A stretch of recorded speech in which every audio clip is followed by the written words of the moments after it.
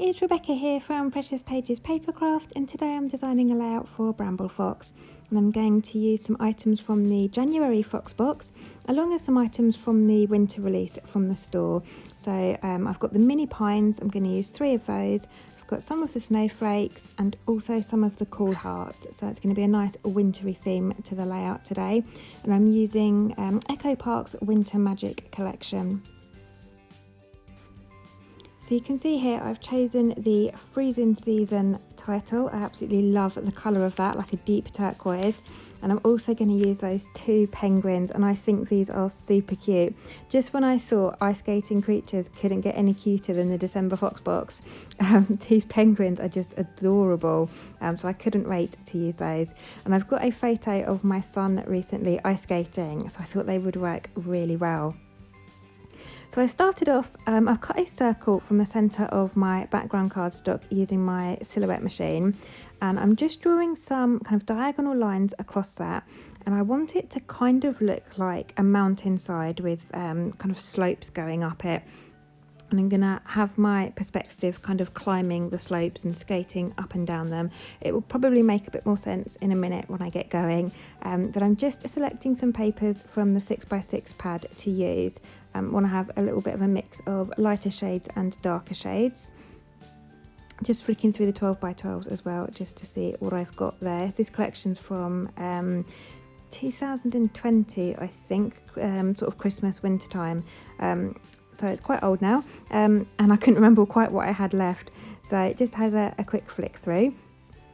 What I've done is I've numbered each of those sections that I marked with those diagonal lines. I've just numbered them up. I've drawn around the circle on an A4 sheet of card, and now I'm cutting the original circle up and redrawing the lines from it on the A4 sheet, and that's because I'm going to use these bits with the numbers on as templates to draw from my patterned papers. And then I've got that A4 template sort of as a template, if you like, to stick them back on top. That sounds like a load of waffle, I know, but it does make sense in my head. You kind of see what I'm doing here. So I'm drawing around the numbered piece on on patterned paper. The external line, so the outer kind of circle, I'm not too fussed if I cut that slightly bigger. That won't be seen because I'm going to replace that 12x12 aperture back over this. But those internal sections, so the lines I drew, I'm trimming a little bit off of those so that when I've got them all back in place and I've distressed the edges, I've got a little bit of white space showing in between each one, just to give a little bit of separation. So I'm just going to work my way through these. I think you'll see with this one I'm not too fussed about that rounded corner. That's going to be covered, so I don't mind if that kind of goes over the edge of that circle, but I am trimming the internal parts just to get that white space. And I'm using an edge distressing tool just to give those edges a bit of texture, roughing them up. That's something I love to do on my layouts and create a bit of texture, especially with snowy winter layouts, because snow has loads of texture, doesn't it? And this just reminds me of that. So I'm going to do that with all of those internal pieces until I've got them all in place. So I've skipped through most of that for you. We are finally there, just sticking down the last few little bits there, and I've just used double-sided tape to get those stuck in place. I didn't want too much dimension on those because that 12x12 sheet that I cut that circle from initially is going to sit on top of those. And then I've got my photo over to the right. I'm going to have my title underneath that, and then I've got those gorgeous little penguins that are going to be kind of ice skating up the hills.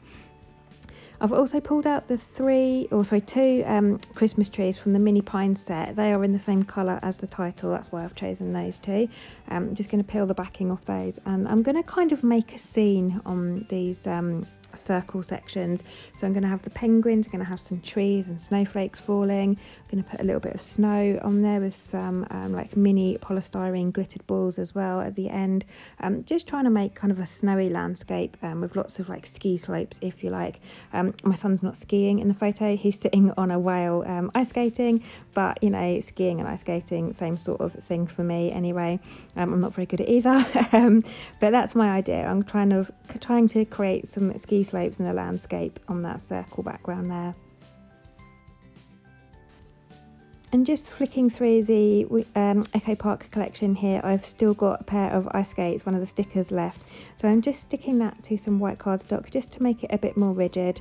And also because I might move it around a bit. I'm not 100% sure where I'm going to have them yet, but I do want them on my page because my little boy is ice skating in the photo. So I'm definitely going to use them, but we'll probably move them around a little bit before I decide on a final placement.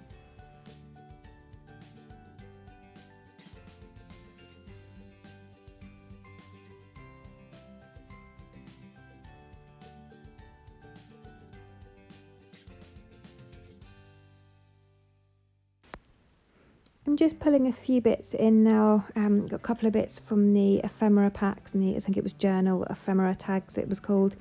I've got a little pair of tags underneath my photo at the moment. I really wanted to get those on my page, but I just couldn't find a place for them. But I've left them there for now. I've got a couple of snowflake stickers I've just brought in. I'm raising those up on foam pads. And now I'm going to take some time and stitch a silver border around this circle. So I'm using a silver metallic thread by We Are Memory Keepers. That's available at Paper Maze or Amazon or places like that. And I love it for winter layouts, especially with blues. I think silver and blue together is a lovely combination. So I'm just taking the needle that I plan to use to stitch, and I'm poking holes all the way around the edge of that circle. It just means that the holes are the right thickness for that needle, and it's just a bit of a guide to help me keep my stitching sort of straight and even. So I'll skip through the stitching. You really didn't need to see me spend hours doing that. I'm not the fastest stitcher in the world. And now I'm going to add some craft foam to the back of this 12 by 12 sheet all around that circle, just to raise it up a bit, just to introduce a bit of dimension. That's another thing I love on my pages, and it kind of makes that ski scope look a little bit more kind of 3D and dimensional now. So I've just stuck my adhesive foam to the back. I'm going to add some double-sided sticky tape, and then I'm going to get that stuck in place over my pattern paper circle.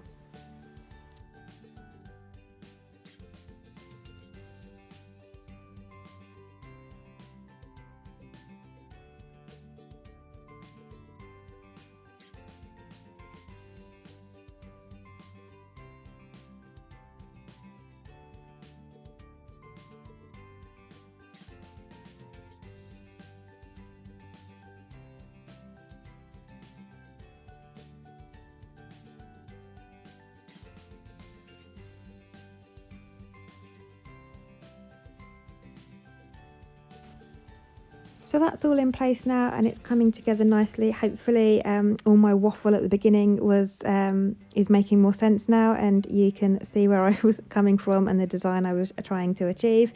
And I'm actually really happy with how it turned out. I thought it was going to be a logistical nightmare trying to cut those kind of triangle pieces within the circle, but actually by using that original design as a template, it actually worked really easily. Now I'm getting to work on my photo. I've added some white cardstock behind it, just something I do all the time. I print my photos, I always do 6x4 prints on my home printer, but I print 2 to a page, so I get them 3x4, and in doing so I don't have a white border on them. So I always do add a white border, just because I like the look, also because I find it gives some separation from the background, especially if it's a really busy layout. So I always like to add some white cardstock. And I've also added a darker patterned paper from the collection as well, just a second layer of that, just to bring in a bit of drama and kind of help my photo pop a little bit. The outside edge of my photo is kind of quite a lighter colour because you've got the ice. It just needed something, I felt, to help it pop. So I've added that darker shade of blue as a pattern paper, and then I've just added a couple of tags and a frame from the ephemera pack behind that, just for a bit more interest. And I'm going to raise part of that up on foam just to bring it level to that white background, because remember I've put the foam at the outside edge of that circle, so I needed to make sure my photo sat flat. So I've just added a little bit of foam to half of it.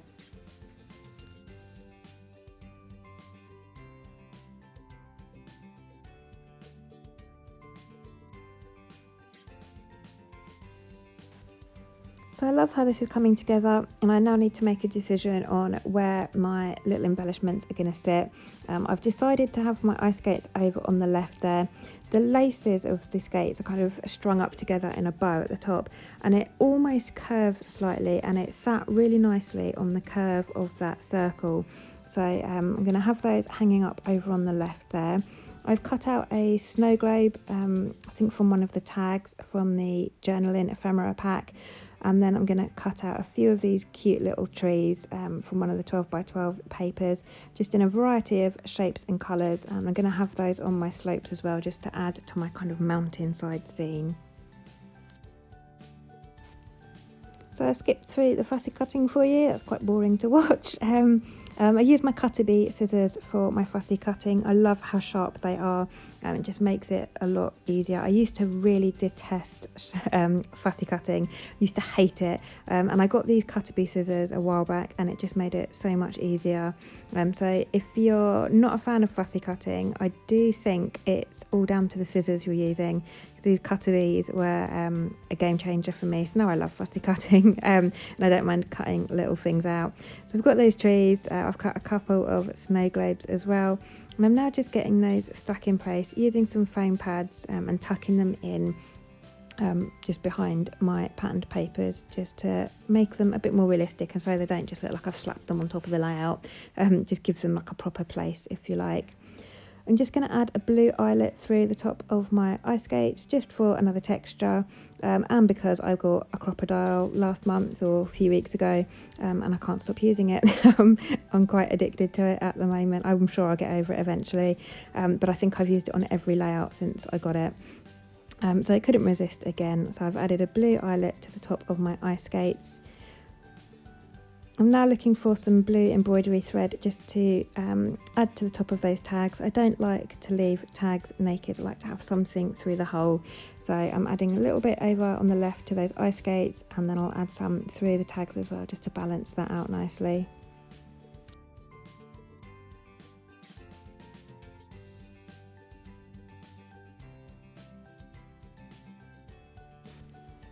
So now I'm going to get my title stuck in place before I add much more. Just peeling the protective film off the back. If you are new to Bramble Fox products, your perspectives will usually have a protective film over the front or the back. Sometimes just the back. If they are perspectives that have etched details, then they will definitely only have it on the back. But I have noticed that some have it on the front as well, so just check that, because that will sort of dull them down if you forget to take that off.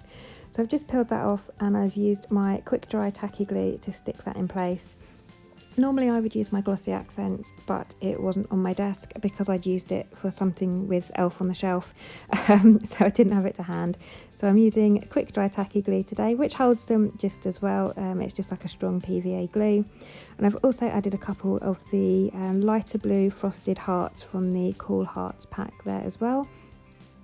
I'm just adding some little snowballs now to the base of my trees and just underneath my penguins, and I'm using little polystyrene snowballs for this. They've got glitter on them as well, so it's super cute.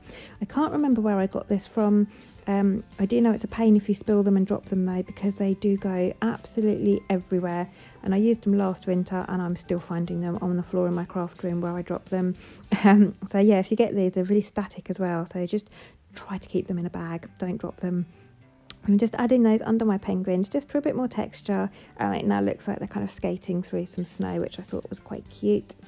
And I'm going to finish off, as always, with some splatters. I'm using white gesso for this. We've just watered it down a little bit, and this is going to hopefully look like snow on my background.